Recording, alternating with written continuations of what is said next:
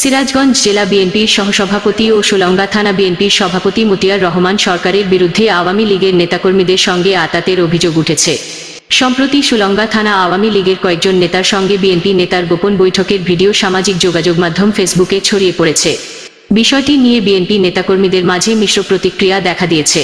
গত 27 আগস্ট গভীর রাতে ঢাকা রাজশাহী মহাসড়কে সোলঙ্গা থানার রামাচর এলাকার রয়্যাল রূপালী হাইওয়ে রেস্টুরেন্টে ওই বৈঠকটি হয় বলে জানা গেছে।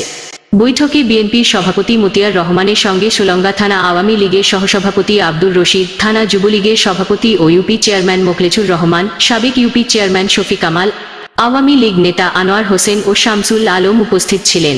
বিএনপির একটি অংশের অভিযোগ, সাম্প্রতিক রাজনৈতিক সহিংসতা ঘটনায় দায়ের করা মামলা থেকে নাম বাদ দিতে মতিয়ার রহমান সরকারের সঙ্গে বৈঠক করেছেন আওয়ামী লীগ নেতারা। এতে বিএনপির ভাবমূর্তি ক্ষুণ্ণ হচ্ছে। আবার বিএনপির কেউ কেউ বলেছেন, মানুষের সঙ্গে মানুষের সামাজিক সম্পর্ক থাকতেই পারে। আব্দুর রশিদ একজন অসুস্থ মানুষ। আসলে কি নিয়ে বৈঠকটা হয়েছে সেটা পরিষ্কার নয়। বৈঠকে অংশ নেওয়া আওয়ামী লীগ নেতা ও সাবেক ইউপি চেয়ারম্যান শফিক কামাল বলেছেন, মতিয়ার রহমানের সঙ্গে আমাদের ব্যক্তিগত সম্পর্কের খাতিরেই রয়্যাল রূপালী হোটেলে বসেছিলাম। সেখানে মামলা সংক্রান্ত কোনো আলোচনা হয়নি। এ বিষয়ে সোলঙ্গা থানা বিএনপির সভাপতি ও জেলা বিএনপির সহসভাপতি মতিয়ার রহমান সরকার বলেন, আমি জেল থেকেই বের হয়েছি। আওয়ামী লীগ নেতা আব্দুর রশিদের ভাইয়েরা জেলে আছেন। আব্দুর রশিদ একজন পঙ্গু মানুষ। আমি রিকশা নিয়ে যাচ্ছিলাম, তিনি ডাক দিয়ে নামিয়ে বললেন, চাচা আমার ভাইয়েরা কেমন আছেন?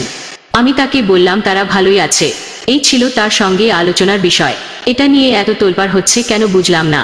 সিরাজগঞ্জ জেলা বিএনপির সাধারণ সম্পাদক সাইদুর রহমান বাচ্চু বলেন, মানুষের সঙ্গে মানুষের সামাজিক সম্পর্ক থাকতেই পারে।